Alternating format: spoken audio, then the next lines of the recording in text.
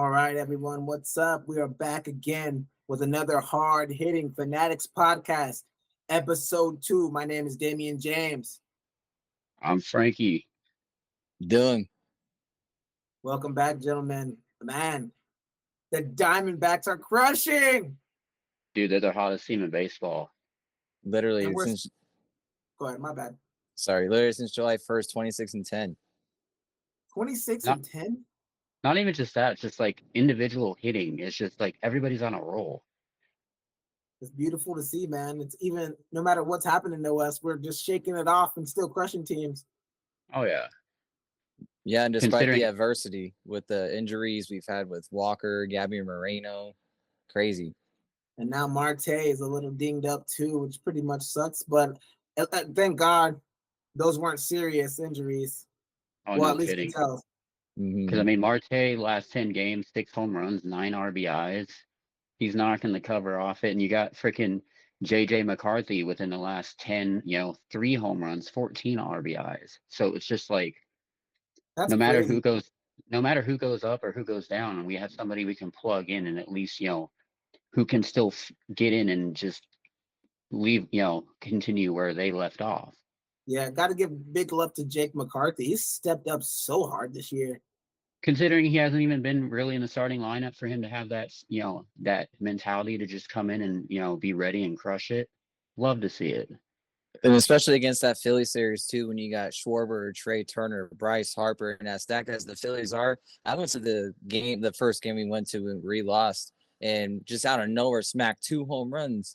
Where did that come from, Jake? And he was just key in that series, helping us out win that series.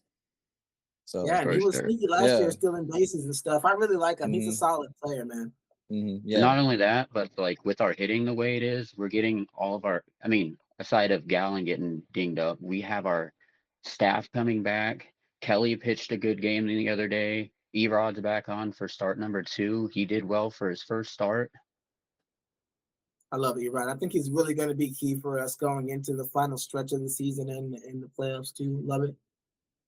For sure. Yeah. Jordan Montgomery, though. What do you guys think about Jordan Montgomery? He's been, I mean, as we've discussed before, he's hit or miss. Yeah. Like he's either really good or he's really bad. And what's interesting is like sometimes he just tends to play down to the competition. Like he can pitch a really good game against a good team and then get shelled by somebody who's like in last place. Yeah, exactly. With Erod and Kelly coming back too, he was one of the pieces that we relied heavily on this year, and we're gonna need the playoff Montgomery that we saw and went up against, especially against the World Series. Oh yeah, we're not getting that out of him, and we're gonna get good performances out of Rodriguez and Kelly and Gallen, and you add that form of Montgomery to that rotation. How are you gonna beat that in a best of 5 or 7? You know what I'm saying? Yeah, well, man. Go ahead. Not only that, but it's like if Brandon Pfaadt, keeps pitching the way he did, especially last postseason, he carries that over to this postseason. He's only with more reps and like more experience. He's gotten that much better just overall. And we have Ryan Nelson. They just moved him to the bullpen, and that's going to really. He's going to be laser focused in the bullpen. I feel like he's going to really shut people down. I'm excited for Ryan Nelson, man. Well needed. It's gonna be super interesting and well needed for sure, especially Puck in there still. I'm still amazed by that Puck trade that Mike Hazen did. They're pulling it off, man. Floro, man, he's kind of been shaky. What have you guys been thinking about Floro? See, I mean, it's disappointing that he kind of has fallen off since being traded over, but I think once he settles in, gets a little more comfortable, I think he'll be just fine, especially once we get closer to the postseason. I'm gonna give him and Erod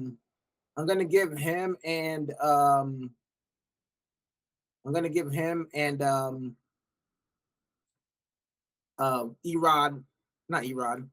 Him and Montgomery the same grace. They're getting used to the Diamondbacks.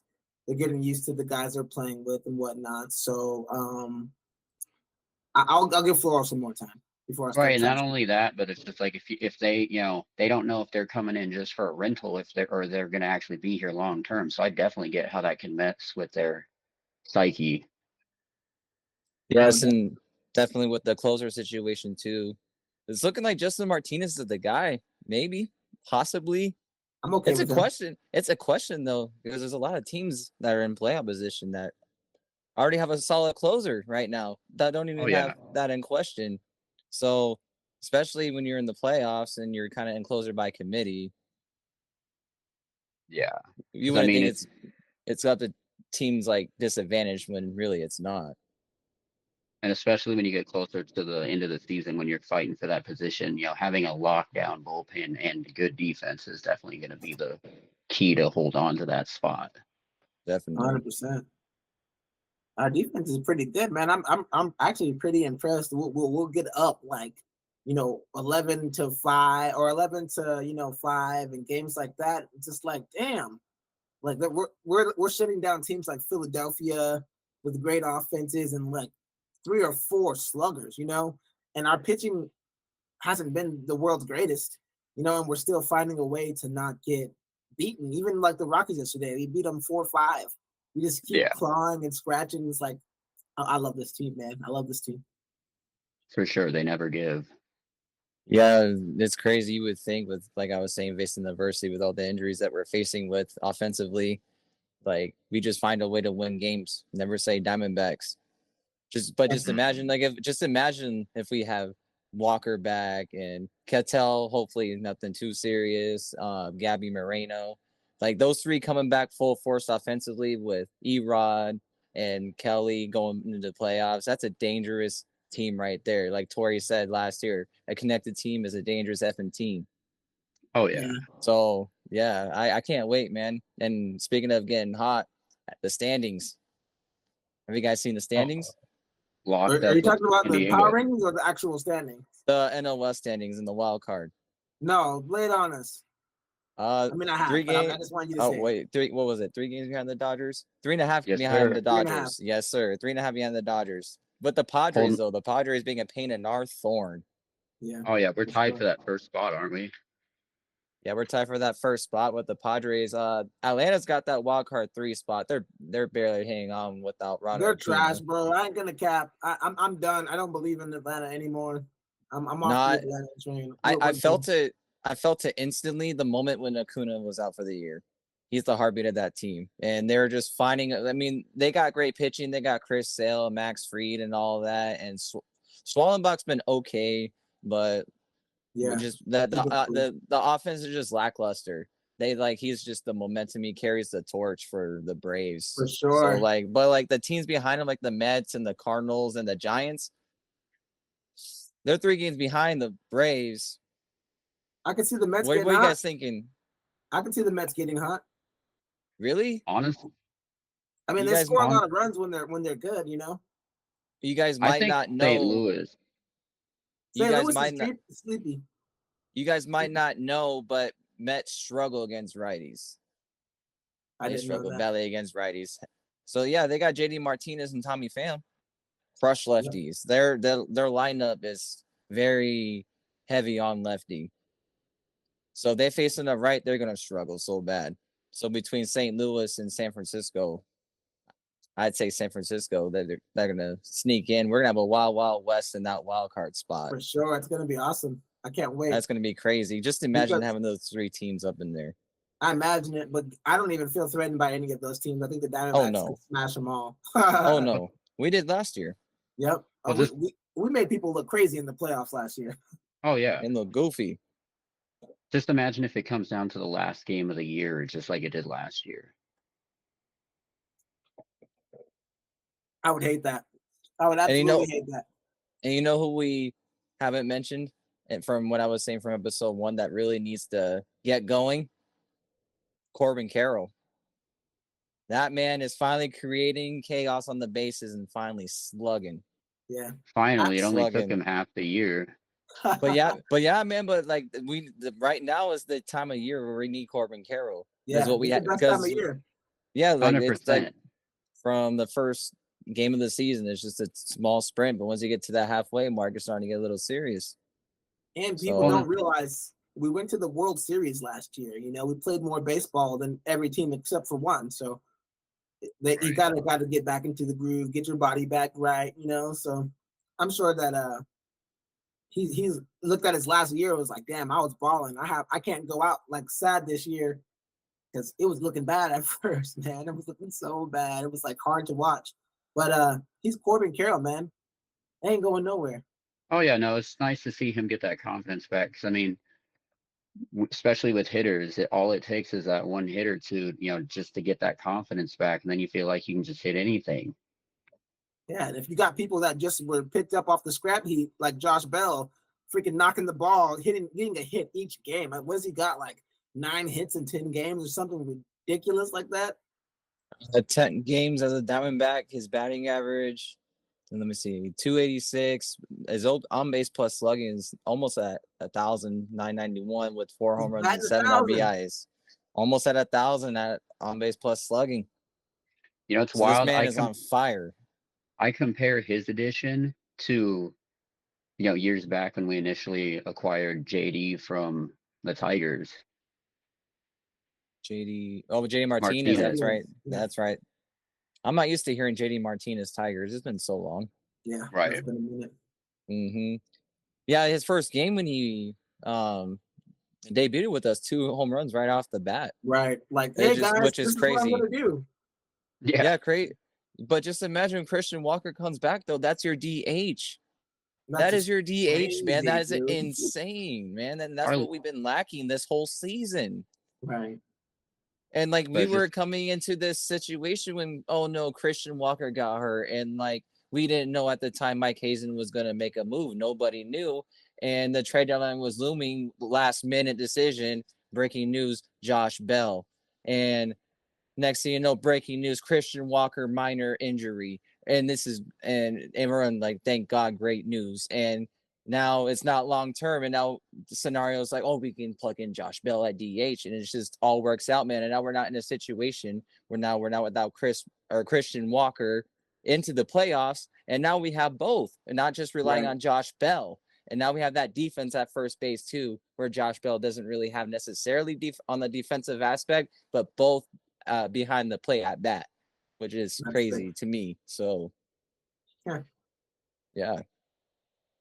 But yeah, kind of rolling off what you mentioned, it's just like, especially with our lineup rolling into the playoffs, like other teams have situational lineups where they'll set up, for one player to get that, set up that timely hit or set up a bomb.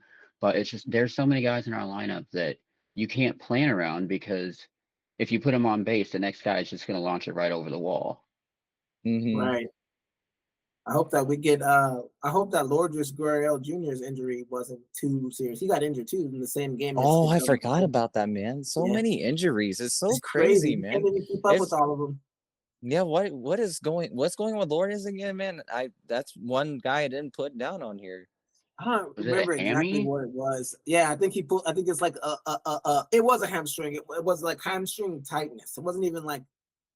It was. I think it was very precautionary, but you know how hamstrings are, bro. He could be out a week, or he could miss the rest of the whole season. Oh yeah, no way. What's nice about that is with our farm system and just our bench in general, we have the ability that, yes, it sucks to lose an all-star caliber player like Lourdes, but next man up, we got guys that we can still plug in and be just as hot in the lineup. For sure. And then it gives them that chance to be fully healed, so they're not coming back less than 100%. And we still got Jock Peterson, baby. Oh yeah. Jock's been on fire. How did we get Jock Peterson too? What are they doing? Why are they? I think he just wanted at LA. Huh? Oh yeah, that's right. I think he was a dude that didn't want to go to the Dodgers. That's right. That was cool. That makes him such an Arizona guy. Not gonna lie, it'd be pretty sweet that if we went up against LA again and Jock Peterson had a clincher home run, that would just be the icing. That would be so funny, bro. I want that to be in the play. I'll send them home. Please, Jock, send LA home. Yes, that'd be great. If you're hearing this, Jock, do it. That would arguably be the greatest moment of the season. Whether we win the World Series or not, like that's what it was for me when we beat them. We swept them, right? Oh yeah, we swept them fools. Yeah, and we're gonna do it again. Greatest thing ever, bro. We made Kershaw look like T-ball. Yeah, Kershaw's trash, bro. His days are over. I think he's washed. He was very good in his prime though. I won't shit on him too much. Until you got to the playoffs, though. Still. Yeah, he folds like freaking wet cardboard in the playoffs, man. It's funny to watch. Dude, he's like the Chris Paul of baseball without the injuries. That's so funny. The man don't want to give up. Sheesh. Even Tom Brady calls it before those fools. Crazy, man. That's so funny. That is crazy. And I thought that man would never go away. But to be fair, I can't really call him the Chris Paul because he does have a Mickey Mouse ring. That's true. He has a ring. Mm-hmm. You know, you're the guy today. Wait, what? Yeah. You're the guy today, Deal. I'm the guy today. Yes. So, all right. So we're gonna transition to Cardinals. Is that what you want to do? Sure. Or unless you guys got more to say on the D-backs. Shoot, the only thing I would add is like tonight we just hope that just like his last start, Erod, settles in, finds, just some comfortability and he can last solid, 5-6 innings and just not get too many men on base. Right on, right on. What about you, Damien, before we take out to some Cardinal talk? I think it's a good time to put in your Diamondback bets for futures right now. That's all I can say. If you're betting people, don't take our advice. We're not professionals or anything, but that's what I'm gonna do. I'm gonna definitely put in a future for the World Series. At least I definitely want to bet responsibly out there if you watching. But yeah, the Cardinals though, from facing the Saints, losing 14-16, not too shabby. It's just preseason, but what were you guys thinking with the? Where you go? Sorry, go ahead, Frankie. No, you're good. It's nice to see that so many guys that are young. We're seeing so many position battles, and even if it's preseason or not, like these guys are hungry. The play the last couple of years, no matter how many games we've lost, it's just been so much better. The guys look like they're actually having fun. It doesn't look like an over stimulated high school like it did with Cliff. Yeah, I'm liking it. Yeah, definitely. Yeah, I was kind of surprised that Maserati Marv was active for the game. I didn't think that he would play, but I didn't see that I didn't watch the game personally, but from looking at the stats, he didn't get a catch or anything, or did he even go on the field? That man went on the field. They ran 3 running plays, and he got off the field. So he was a limited snap count. Yes, limited. He did not. They did not do a single route. Did the man even do a block or even get touched blocking. or He definitely was blocking. Oh, I see. He touched another human being. I mean, I guess with Maserati, we're doing parallel parking right now. Bro, that man is VIP treatment. Like, what did Jonathan Gannon or what? I heard an interview on the radios, like one of the players. I don't remember who, but they were saying that Marvin Harrison do not tackle. Yeah. Do not hit Marv. Yeah, Buda Baker. I think there you go, Buda Baker. That's who it was. That was a rule. Do not hit Marv. Oh, that man is MVP, VIP treatment, all that, man. Do you think he's gonna be do you think that man's gonna be better than Larry Fitzgerald? I'm gonna put it out there. I don't think. I mean, obviously he's gonna have an amazing career, but I don't think he's, especially I don't think he's gonna be a Cardinal for life like Larry was. That's sad. I really hope he's a Cardinal for life. I mean, I think Larry Fitzgerald is just in Arizona. He's such a mythical being that you can't even. I won't even try to think about that. You know what I mean? Larry, he had to go through hell for the Arizona Cardinals. I don't think Marvin Harrison Jr. is going to go through that. Kyler Murray is getting so much better, and Kyler is so accurate. That's what people don't understand is Kyler can get you the ball. Now that he has good pieces around Marv too, like Wilson, Dortch, people are not just going to if they double team Marv, it's going to be problems. So, well, yeah, and it's just we've seen, all people want to do is throw shade at Kyler just because of his height, but they don't want to give him credit for what he can actually do well. And now that he actually has a real coaching staff around him invested in, getting the most out of his strengths and seeing, this man, give him some talent, give him some time to move in the pocket or move around. and he can be that same Pro Bowl quarterback he was a couple years ago. But now he just has an upgraded coaching staff, and we can be even better. And he can make the people around him that much better too, because his attitude is improved. Yeah, and the offensive line and the running back room is James Conner's not going to be banged up, and if he is, we got Michael Carter and freaking DeMarcado, Benson. Oh, we got a lot of good running back. I don't even know if we still have all those guys, but I just think that Kyler Murray with the offensive line that isn't the turnstiles is going to be dangerous. And Michael Carter for the game was my MVP, because, I mean, you come onto the field in a preseason game, 7 carries, 41 yards, a touchdown, when, you kind of, have the sense that you might be a guy fighting for your spot, but there is going to be a role for him in this offense. We have to find a way to put him, Connor, and Benson on the field. Did you see the touchdown he scored? Insane. I saw the highlight. It was insane. Yeah, Carter does not want to lose to a rookie. He does not want to be running back to a rookie. Like, what the hell? And that's what's scary about this competition. What we were talking about from episode 1 with the running depth that we have between James Conner, Michael Carter, and Trey Benson. You know what I'm saying? Which is crazy. 100%. Mm-hmm. Another thing about Michael Carter is he was the 5th running back on the depth chart before the game. The 5th running back behind DeMarcado, behind everyone. And bro, let me tell you, Jonathan Gannon after the game said, "Hey, don't worry about the depth chart. That man's gonna be playing." Yeah. Yeah, that dude from the moment he got here became a workhorse, especially when James Conner was down with his injuries, especially towards the end of the season. Nobody knew who Michael Carter was. Like, the only New York Jets fans knew who Michael Carter was, or fantasy football players trying to get a win in fantasy football desperately for a championship ring. Yeah. You know what I'm saying? So Michael Carter comes in, everyone's like, wow, who's this dude? So, and then we bring in Trey Benson from the draft, who was a passing threat, but he played okay. He only averaged 2.6, but he's a rook, but he's a rookie. Only 8 attempts, but I feel like in college. He was very explosive with Florida State, man. Like, wasn't he like one of the fastest players in the 42, like a 4.41 or something like that? Yeah. Like 0.2, I think it was like 0.1 or 0.2 seconds faster than Tyreek, but don't quote me on it though. Insanely fast. I see him as more of a Clyde Edwards-Helaire type player. You think so? So, guys, I think Clyde Helaire is kind of a little slow though, don't you think? I think he's obviously Trey is fast. I'm just saying, like, a passing down back. That's more like, hey, we're gonna throw you the ball and we're gonna run James Conner type deal. I kind of see where you're coming from, but he kind of gives me Jerick McKinnon vibes a little bit. I like that. That's another Jerick McKinnon vibes a little bit, or like, I wouldn't say Alvin Kamara yet, till like obviously like for say like he's like boom insanely freaking good. Like we're like, oh, James Conner needs to be traded. Benson's our guy. Clearly, like David Johnson vibes. He might have Alvin Kamara vibes, maybe. That's or like Tariq, or it's like, but right now, like Tariq Cohen, or like the play, like like vibes like that, like for now. So Jamar Gibbs. Go ahead, Frankie. I see you want to say something, bro.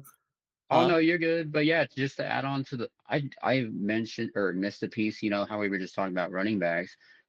There's another running back that had a decent game in the past game. You got Tony Jones that had 3 catches for 24 yards and a touchdown. So this guy's trying to make the roster. Touchdown that we were talking about, that was crazy. Not Michael Carter's touchdown. There we go. The pylon by the side. I think that was Tony Jones. Tony Jones. Gotcha. Yeah, that seems like another body cam guy. I don't know who Tony Jones is. Hey, Tony Jones is showing his bottom. So hey, if it's not with us, somebody's getting Tony Jones. I promise you that. He's gonna play somewhere. But I mean, we got so much depth at running back. We can't get them all, right? We can't have all 5 guys be on the team. One of the things I like to point out, another thing with the Cardinals, is the defense. Played amazing that drive. What are you guys thinking about the defense right there? Especially holding our corners. We got a bunch of young guys that's, especially at the corner position, that give them 2 or 3 years, they're going to be Pro Bowlers. And I think Robinson. Oh yes. If you watch the game, he was looking like Chase Young out there, bro. I'm sold. Off of one preseason game. Darius Robinson was a great first round pick. He's amazing, bro. He wrecks the game. He's pure chaos on the field. We And need then that that's on defense. oh yeah, that was one of our weakest points, like getting, pressure up front. And you got a guy that's playing his first career NFL game and he's disrupting everything like that. Yeah, sick. Yeah, So we got a bunch of young guys like Cottrell Clark, Garrett Williams, Max Melton, Elijah Jones. Four of those guys, they're not even in their second year in the league yet. Oh yeah. Would you guys think that's a major cause of concern when it comes into the season, like when it comes to experience at the secondary condition, considering we only have Sean Murphy Bunting, who we only brought in for 2 years, who's coming into year 7. Is that a concern coming into every week matchup when it comes to relying on Kyler scoring a lot? 100%. I mean, yeah. Yeah, To an freaking. extent though, Sorry, go ahead, Frankie. I feel like, yeah, it's nice to have, the experience over youth, but at the same time, with somebody like Buda Baker still in the secondary, directing traffic, these guys are already going to pick up on everything that much quicker because they have a guy like that behind them. And then they're already, raw, athletic, and hungry. And like I mentioned earlier, I think Melton and Cottrell are going to be, if not Pro Bowlers, the guys to watch for that, Pro Bowl level player in the next couple years. Yeah, yeah. And I kind of see where Monty is kind of coming from, considering we're kind of still in the rebuild process. I say roughly 3 years. I say roughly 2 of those guys pan out. Bunch of young guys like that, the corner spot, trying to be every week starters. I guess what I'm trying to ask is who do you guys think that's gonna like flop, like boom or bust, basically? Who's gonna thrive in the future? Who's gonna bust? Who's not gonna pan out between those young guns in the I'll answer the secondary? first question first. I think it's a double-edged sword with young corners because, like you said, they're inexperienced, but also with Nick Rallis and Jonathan Gannon, 2 relatively new coaches, they can teach them how to play the type of defense they want them to play.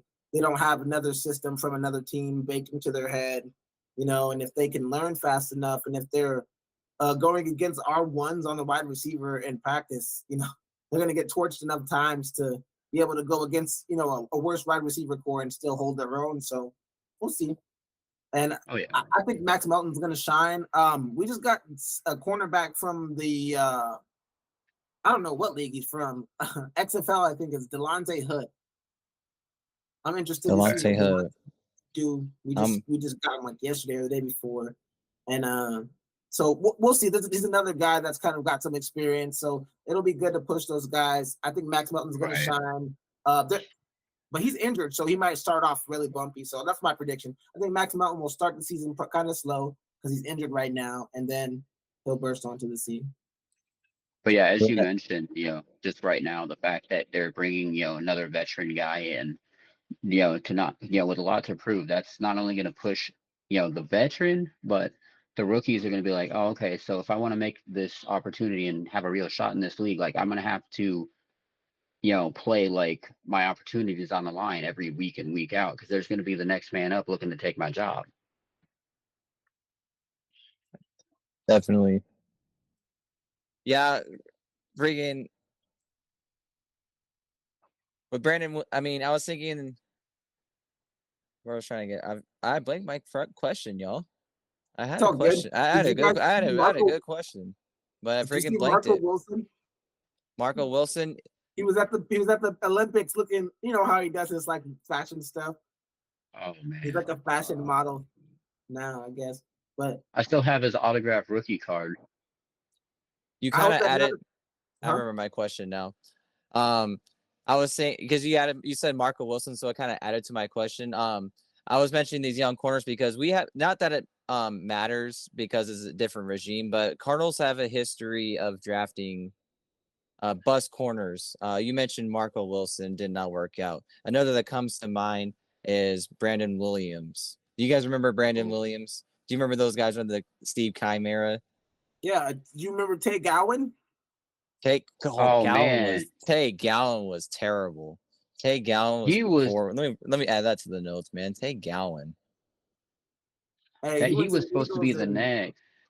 I don't think he's in the league right now either. I think him and Marco are both looking for jobs. But I think that they could both be good, but it's just like if you're in that system where they got drafted into, I feel bad for those guys because their shot was kind of screwed up by like super incompetence. 100%. Yeah, because like beginning of last season, Cottrell Clark showed flashes, man, as a rookie. Do you guys remember how flashy Cottrell was? And we even wanted him because we were so desperate for a corner at the time. We're like, put Cottrell at 1. Like, we don't even know who this man is still, but he's playing so good. He's playing so good. He's playing shut down. Don't know who he is. Put him out there. But he kind of fell off a little bit from what you noticed. You know, isn't he injured? I would have to look that up. I haven't even heard much of Cottrell Clark, honestly. I know he played in the game. I didn't hear if he got injured or not. Yeah, he played in the game, but he didn't really make much noise. I think they were limiting his snaps anyway, especially since he was kind of just coming back from being a little banged up. And then Garrett Williams, he was hurt pretty much all last year. He only played 2 games. Yeah. Yeah, I was saying that was at the end of the year too. Yeah, he was fantastic in college. He's still considered a rookie. I don't even consider him 1 year in the league. Melton, Jones, yeah, we don't. It's just all question marks for me at the corner position, man, for the Cardinals. Yeah, he's not injured right now. Never mind.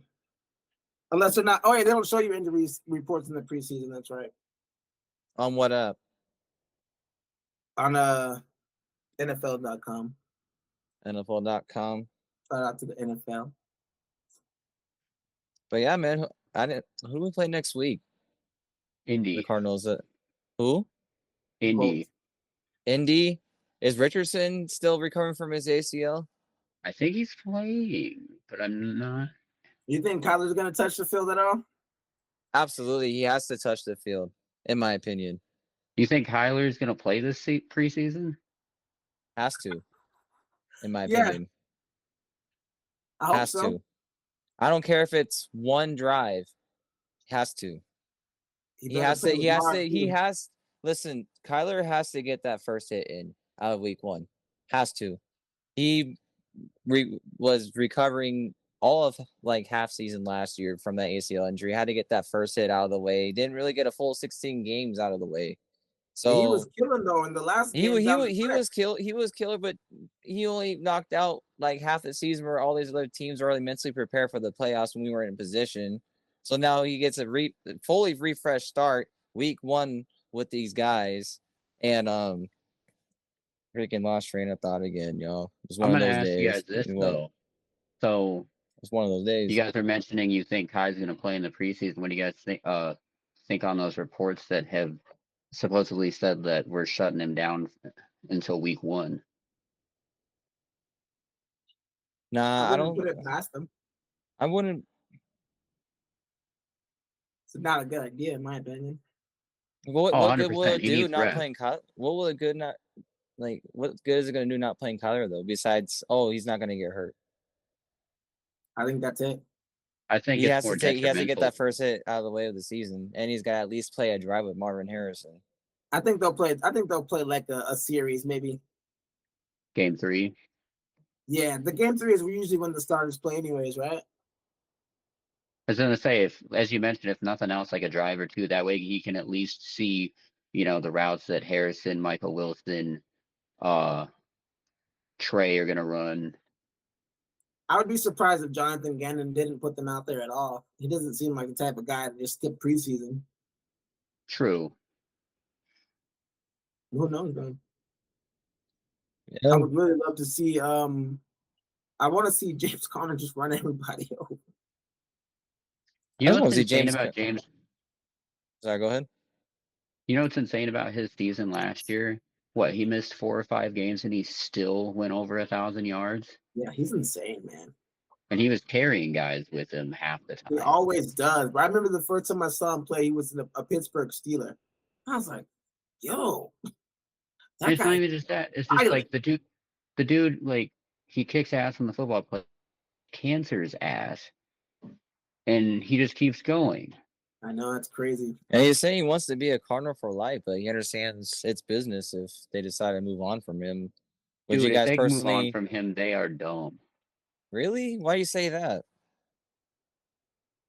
I mean, if you, to be, in my opinion, like, he's played some of his best games of his career here, and I think honestly we haven't even seen the best of what he can do for us. So keeping him around, not only just because he's a great player, but for the running backs we do want to develop for the next, 4 or 5 years after he leaves, it would be stupid not to at least keep him around another 2 year, 2 to 3 years.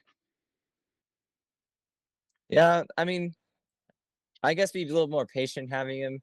I just have a concern and issue with him not being available since we've had him, especially with his time with Pittsburgh. That's just my thing with him. Availability. Even though running backs in the league aren't as valued anymore as they used to be. That's just how I see it. Right. Hey, if he has another season like last year, but just stays healthy the whole time, why not? If he declines and Trey Benson's killing it, I mean, that's how football goes, right? Well, I was gonna say roll with the hot hand, but we got 3 guys that can hit home runs the minute you hand them the ball. I think they drafted Trey Benson and they got all the running backs they had with the thoughts like, hey, we're going to keep playing Connor until Connor is not good anymore, and then we'll move on. Because I think the continuity with Kyler, Drew Petzing, James Conner, Trey McBride, I think just keeping developing that as going to work. Yeah, and I guess you do make a solid point too, Frankie, because you said like give it like at least another 2 years. I mean, who knows? Maybe Trey Benson doesn't pan out. And we've been hyping him up for so long, and as so many people with how it's looked on the tape so far. And Michael Carr has looked good so far, but in the long term, he's not a solid running back one. And everybody else that we got is not a solid running back one. So, yeah, we'll see when it comes to that end with James Conner. For sure. Yeah, running back by committee never hurt anybody, anyways. Oh no! Yeah. Look what you guys remember what New York, the Giants did back in the day. They had Earth, Wind, and Fire with freaking Brandon Jacobs, Ahmad Bradshaw, and who? Oh, it's escaping my mind. You guys remember the third guy? But Who were the anyway, each first two? guy, what? Who were the first two? Josh Jacobs and Ahmad Bradshaw. I want to say it was It's on the tip of my tongue, bro. Man. But either way, like, yeah. those guys could, like, no matter who you put in the game, they could all hit home runs. I They don't know why I want to say basically, Matt Forte. I know that's not the right answer. You got me stuck. You got me thinking about this shit. I mean, like I said, the point is just the fact that, like, Yeah. you saw what they were able to do with not only 3 different styles of runners, but they were all able to be implemented effectively. They all got, they all were fed, and it ended up obviously in the team being successful. Yeah, I mean, as long as we win, I don't care really what we do at running back. I know James Conner is going to get the ball 80% of the time, so Especially at the goal line. Don't work anymore. I'm happy. I mean, who knows? I mean, without Marvin Harrison, I would expect James Conner to get the ball 80% of the time. But with him in the mix, who knows what to expect? I don't know what to expect from this offense. I can't wait to see what Petzing got dialed up.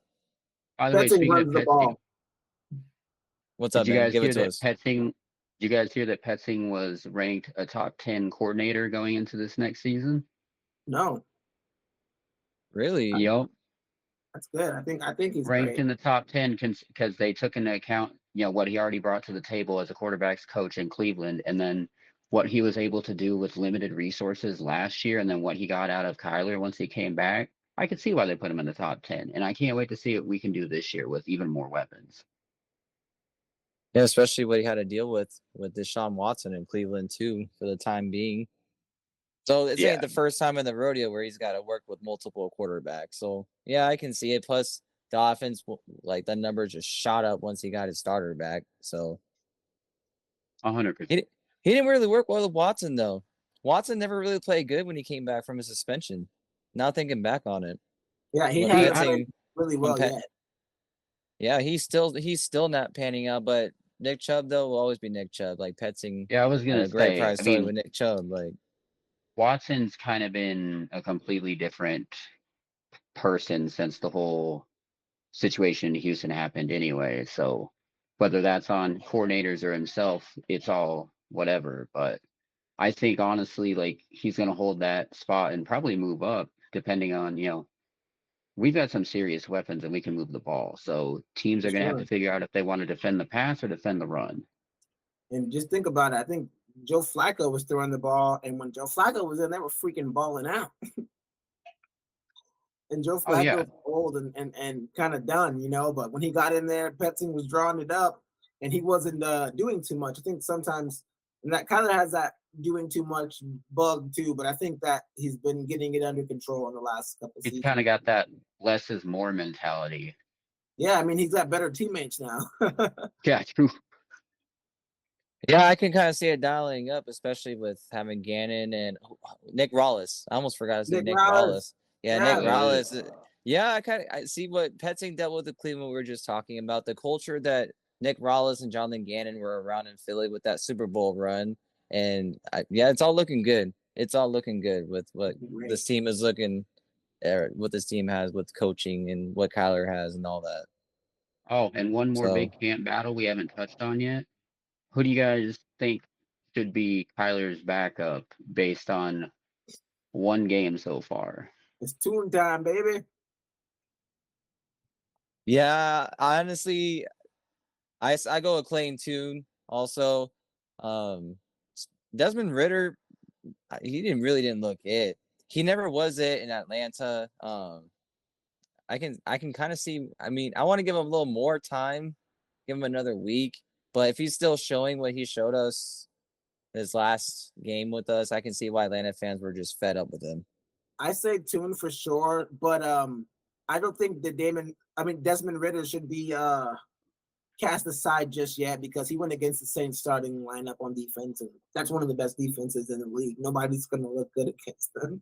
So I was gonna say, Toon looked really good, and obviously, as you kind of touched on, Dylan, Ritter's issues are basically, if when he does throw, it's mainly short, and his accuracy is definitely not where it should be, but you definitely can see that he's effective running the ball. So if nothing else, we can, fit him in on some run plays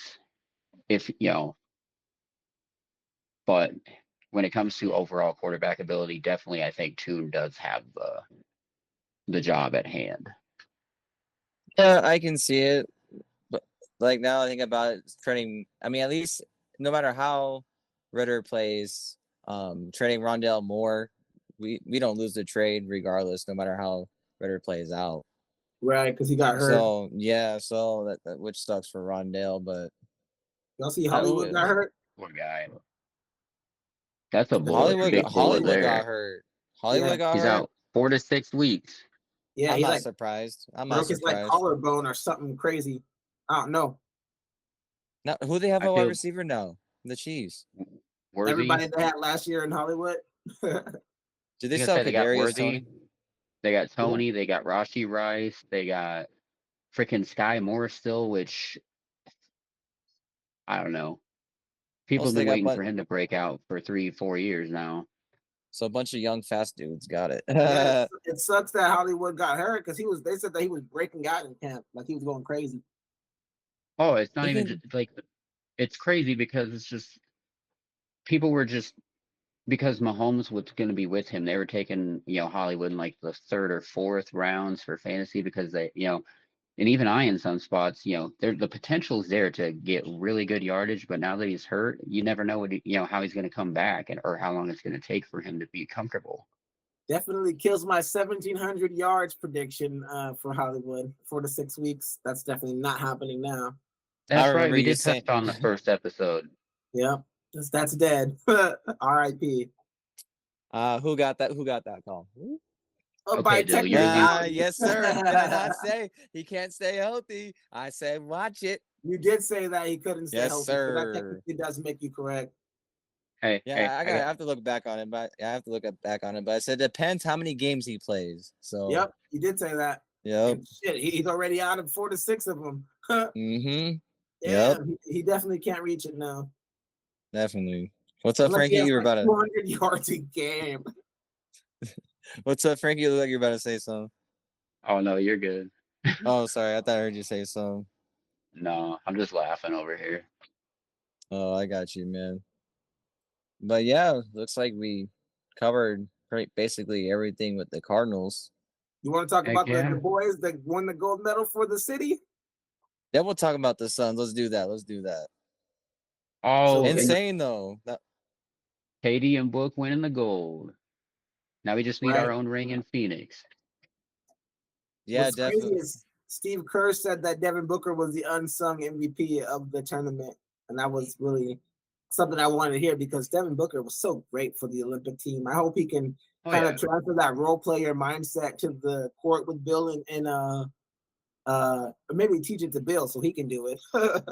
And the crazy thing is, like, with all the distractions or basically all the drama that the media tried to portray between, oh, Embiid's not happy, oh, Tatum's not happy. You just had somebody like Booker who's literally used to being a superstar, having the attention, just, kicking back, settling into a role, not having to be the main guy, but just doing what's called upon.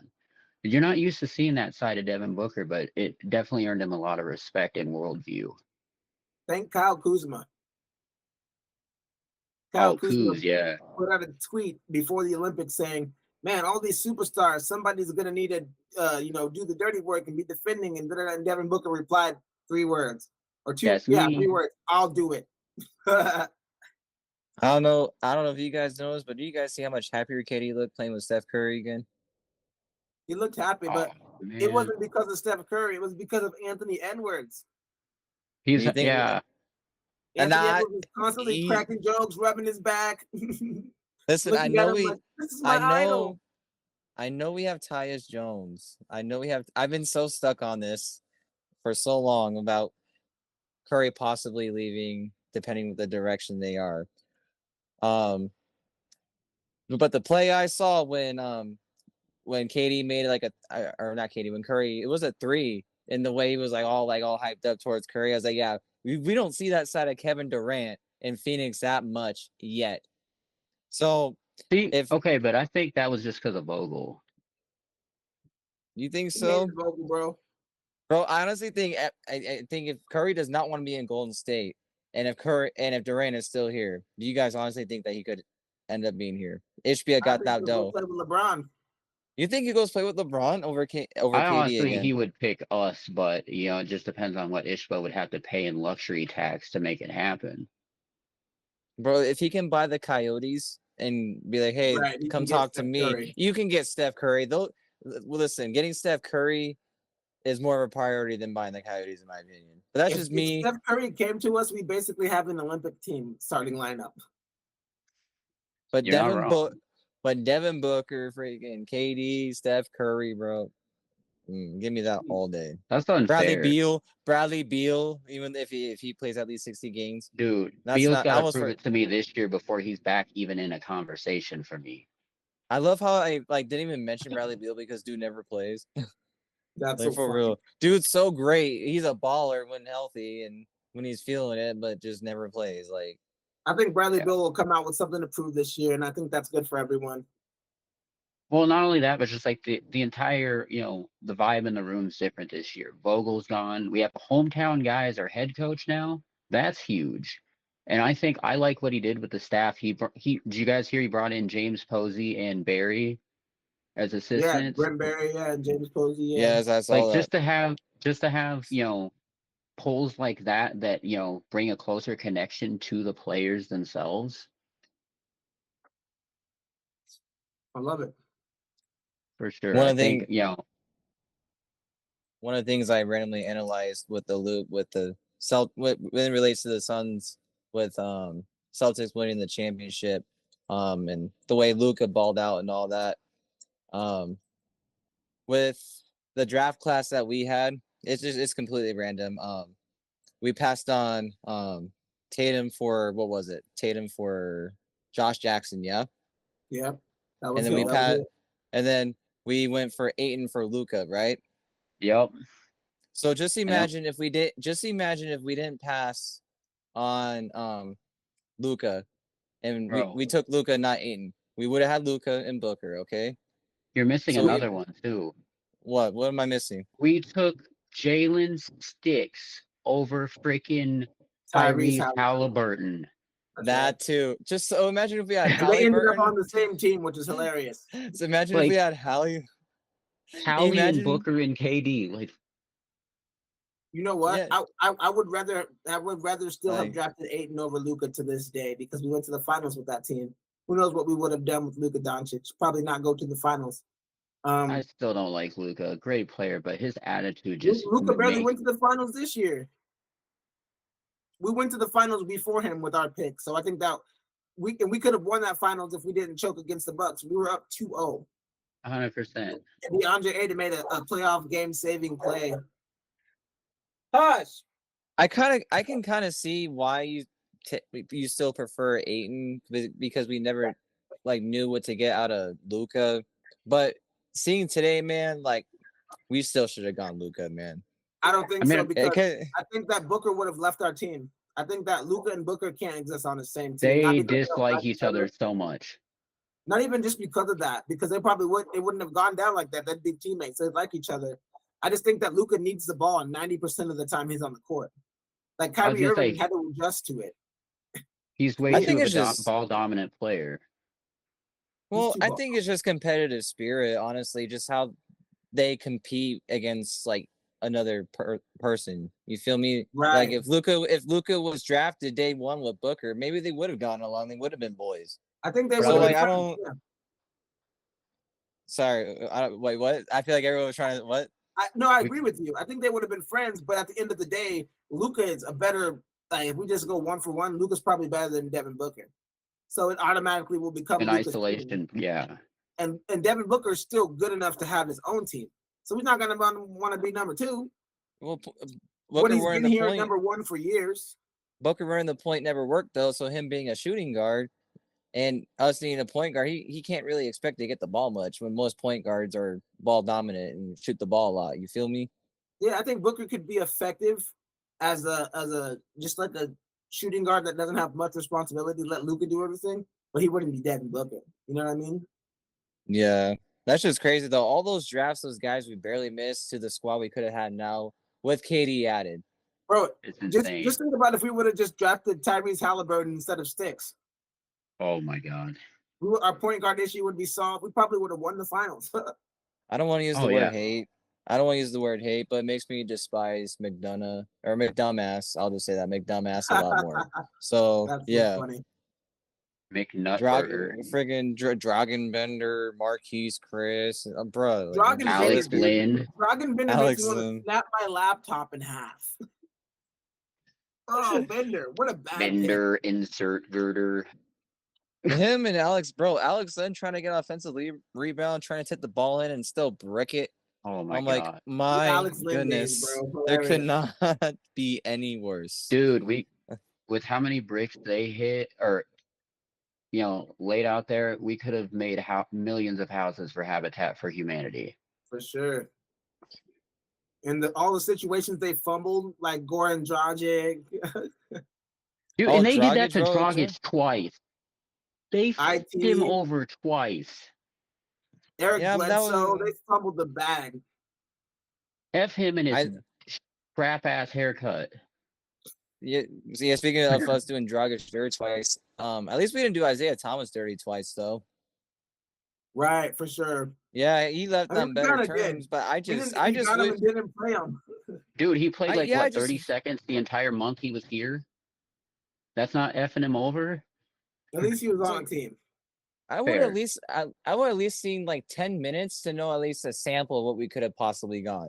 Like nothing, especially like it's like why get everybody excited? Like yes, like we finally have a point guard on our team, and it just so happens to be Isaiah Thomas. We don't know we're gonna get shades of like Boston Isaiah Thomas, like maybe like miraculously that slight ounce in the tank that he has left, and Vogel doesn't even give him a chance, bro. It was so weird. Like, I think that was the writing on the wall for Vogel. Sorry. It's like maybe if it was a year earlier for Coach Bud, if we had him last year, but Coach Bud played IT a lot more than Vogel would. That's what I would sincerely like to know. Would ask Coach Bud myself. If you were the coach of the Phoenix Suns last year, having Isaiah Thomas, would you have played Isaiah Thomas a lot more? I would be curious to see what Coach Bud would say. Let's get Coach Bud on here. That's a great idea. Let Man. me call him right now. I wish I would, but That'd be dope. That would be dope, man. Freaking get one of the Suns people so happen to watch scroll through the end of this podcast and be like, Dude, just get the like, trainer on here. That'd be good enough. So whoever watches this podcast, if you know anybody that works in the arena, that knows somebody that works in the whoever, man, have it passed down. Like, hey, these guys are trying to talk to Coach Bud, trying to get on their podcast. All love. So all that would Arizona. be dope. Yeah, all of Arizona, man. That would be dope. So yeah, for sure. And yeah. if you guys haven't yet, join the group on Facebook. It's going to be in the description. Follow us on X. Follow us on Instagram. We follow back and interact. Yeah, baby. we do. That we do. And we will be on YouTube. This video will be posted tomorrow. Yeah, and last couple of final touch-ups I want to get at. For our Facebook group, Player of the Week, tight race. The three options were Castillo, Josh Bell, and McCarthy by 3 votes. Josh Bell, Player of the Week. So on our X page, what I would like to do every week is represent our athletes of Arizona Pro or professional or college Player of the Week on our cover. So Josh Bell, our Player of the Week. Heck yeah. And also, well deserved. You couldn't go wrong though with either one. And also games tonight. You guys think we're gonna beat Colorado again? Yeah, their best chance was yesterday.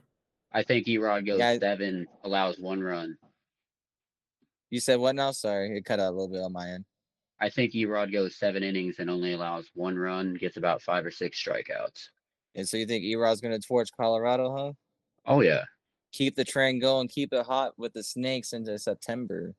Let's hope, man. Sir. Yes, sir. Well, there goes that, peeps. Another solid episode in the bag. Another solid episode. Yeah, I love it. We had a lot of fire content today. Be back to join us for 3.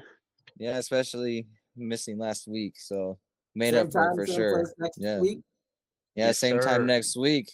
So we'll be back. Same network. Yeah, be back. Look for the drop on Wednesday. So Deuces. we'll see you later.